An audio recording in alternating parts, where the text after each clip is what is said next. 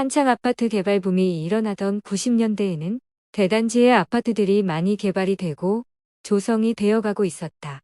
내가 살고 있던 아파트도 단지 내에 당연시들이만큼 유치원과 초등학교까지 있는 지역이었고, 그러다 보니 친구들도 같은 아파트에 살던 친구들이 많았었다. 아파트 단지 안에 상가나 놀이터가 다 있었기 때문에 다른 지역으로 놀러가거나 하는 일은 거진 없었고, 친구들과 주로 아파트 안에서 놀았었다. 초등학생 때는 친구네 집에 놀러가 게임을 하거나 운동장에서 여러 놀이들을 하며 지냈었지만, 조금씩 성장할수록 관심사가 바뀌면서 새로운 놀이거리를 찾게 되었다. 그렇다고 버스나 지하철을 타고 동네를 크게 벗어날 생각은 하지 않았고, 주로 동네 안에서 새로운 놀이거리를 찾기 시작했었다. 그중 자주 어울리는 친구와 내가 선택한 놀이는 옥상을 올라가 그곳을 아지트처럼 사용하며 캠핑 기분도 낸다고 라면을 끓여 먹고 여러 놀이를 하는 걸 즐겨하기 시작했다. 그것도 누구에게도 들킬 일이 없는 어두운 밤에. 우리들은 모두 같은 동네였기 때문에 부모님들도 주말에는 종종 친구네 집에서 놀다 자고 오는 걸 허락해 주었다. 그때를 기회 삼아 친구와 나는 가스 버너와 라면을 가지고 아파트 옥상에 모여서 라면을 끓여 먹으며 이런저런 이야기도 하고 즐거운 시간을 보냈었다. 그 시기에는 나와 친구들은 모두 무서운 이야기에 흥미를 가지고 좋아할 때라 컴컴한 어둠 속에서 촛불을 켜놓고 후레쉬 빛에도 의지하며 라면을 끓여 먹는 스릴을 즐겼었던 것 같았다. 지금도 기억이 나는 게 옥상에 올라가면 난간이 있었지만 당시가 중학생이었던 우리들이 서 있어도 아래를 볼 수 있고 아찔할 정도로 매우 낮았었다.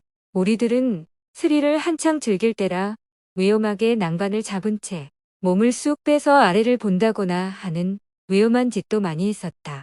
고소공포증이 있는 녀석은 당연히 곧 죽어도 그렇게는 절대 못했었다. 그렇게 아파트 옥상을 아지트 삼아 지내고 있던 어느 날, 우리는 항상 3명이서 옥상을 올라가서 놀았지만 그날은 민수와 나만 올라가게 됐다. 주말에 민수네 집에서 자기로 하고 공포영화 비디오를 빌려 긴장한 채로 시청을 끝낸 후 부모님들 몰래 가스버너와 라면을 챙겨 옥상으로 향했다. 옥상을 가려면 엘리베이터를 타고 15층에서 내려 2층 정도의 높이를 복도 계단을 통해 올라가야 했었다. 옥상 문은 주로 개방이 되어 있었고 15층 위부터는 복도에 전등이 없기 때문에 거기서부터 밤에는 후레쉬를 비추지 않고 그냥 올라가기에는 앞이 안 보일 정도였었다. 그리고 옥상에 도착해 문을 열면 그 시간 야밤에 옥상막 또한 어두웠었다. 당시의 모든 아파트의 구조는 비슷했기 때문에 어둡긴 했지만 라면을 끓여 먹을 수 있는 가장 최적의 장소를 금방 찾아 앉아서 촛불을 켜고 준비를 했다. 우리들은 물이 끓기를 기다리며 야밤의 옥상에서 주변을 둘러보고 있었다. 그러다 우리 옆 아파트 옥상에 시선이 가는 순간 그쪽 아파트에서도 희미한 검은 그림자들이 움직이는 것을 포착하게 됐다. 대충 짐작으로 보니 서너 명 정도 되는 인원 같아 보였고 형상의 크기로 봐서는 어린애들이 아닌 어른들처럼 보였었다. 그때 당시만 해도 옥상에 올라가면 어른들에게 혼이 났기 때문에 우리들은 재빨리 촛불과 가스 버너를 끄고 조용히 그 그림자들의 동태를 살피고 있었다. 그러다 시간이 조금 지나자 그림자들이 움직이기 시작했다. 우리는 그래서 내려가나 보다 생각하고 다시 불을 켤 준비를 하는데 갑자기 그림자들이 아파트 끝으로 가서는 잠시 멈추더니 다시 뒤돌아 우리가 있는 쪽으로 이동하는 게 보였다. 왜 돌아오지? 라는 생각에 긴장을 하면서도 라면을 못 끓이고 숨죽여 있어야 된다는 것에 조바심과 짜증이 밀려오기 시작했다. 그런데 갑자기 민수 녀석이 내 등을 툭툭 치더니 내려가자고 조용히 말하는 것이었다. 나는 여태껏 숨죽이고 기다린 것에 불만이 있다 보니 저 사람들 이제 갈 것 같아 조금 더 기다리자라고 말을 했다. 그런데도 친구는 내 팔을 잡더니 옥상문 앞으로 묵묵히 끌고 가기 시작했다. 그래서 나는 민수야, 우리가 가져온 것들은 챙겨서 내려가야지라고 말하니 아무 말 없이 인상을 찡그리며 강하게 내 팔을 잡고 끌고 가다시피 옥상문 쪽으로 데리고 왔다. 그러더니 갑자기 계단을 후다닥 내려가 엘리베이터 버튼을 황급히 누르기 시작하는 민수. 나는 그러한 민수의 행동에 갑자기 무서움이 들었고 조용히 복도 센서 등이 켜진 엘리베이터 앞에서 대기할 수밖에 없었다. 그러면서 민수를 천천히 봤는데 엄청 겁에 질려 있는 얼굴을 하고 있었고 식은땀으로 흥건히 젖어 있는 민수를 보게 됐다. 그렇게 엘리베이터가 도착해 우리들은 일단 1층으로 내려가게 됐고 나는 민수에게 갑자기 왜 그런 것이냐고 조심스럽게 물었다. 그러자 민수는 옆동 옥상의 그림자들에 대해서 말하기 시작했다.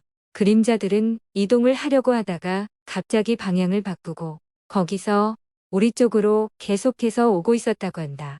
나 역시도 그러한 상황까지는 알고 있었기 때문에 그게 뭐가 어때서라고 되물었지만 이내 다음 민수의 말에 공포로 얼어붙을 수밖에 없게 된다. 그래, 내 말대로라면 평범하게 볼 수 있었지. 근데 그것들이 걷는 게 아닌 미끄러지듯 움직이며 그림자 하나가 이미 옥상 난간 밖을 나와서 그대로 계속 우리 쪽으로 오더라고 말을 하는 것이었다.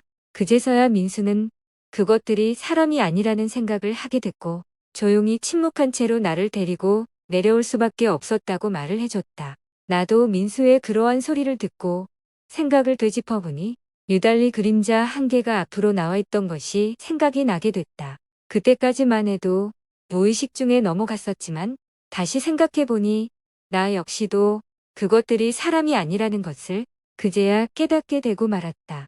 다음날 아파트 옥상으로 같이 올라가 놓고 갔던 가스버너와 끓여 먹지 못한 라면을 챙겨 내려왔고 대체 우리가 봤던 게 뭐였는지 궁금하여 옆 동네 아파트 옥상으로 조심스럽게 올라가 보게 됐다. 그리고 옥상에 도착했을 때는 우리들은 더욱 놀랄 수밖에 없었다. 아이들이 자주 옥상에 올라오는 것을 관리실에서 알아챘는지 안전을 위해 난간을 2m 이상이나 높게 쳐놓았기 때문이었다. 그렇다는 건 키가 아무리 못해도 최소 2m 이상이 돼야 머리 하나 정도가 보이는 것이라는 건데 사람 형상이 전체적으로 다 보였다는 것은 그제야 우리들은 그것들은 사람이 아니었고 100% 귀신이었다는 것을 확실하게 깨닫게 되고 말았다. 아파트에서 기거하는 주민들 중 유달리 안 좋은 상황에 내몰려 투신 사망 사건이 많이 일어난다는 것쯤은 어렸던 나도 알고는 있었다. 우리들에게 다가왔었던 그 검은 형상들은 우리가 있는 것을 눈치채고 다가와 무언가 안 좋은 영향력을 행사하려고 했던 것은 아니었을까? 지금도 나에게는 미스테리로 남아있을 뿐이다. 이야기가 무섭고 재미있으셨다면 구독, 좋아요 부탁드려요. 시청해 주셔서 감사합니다.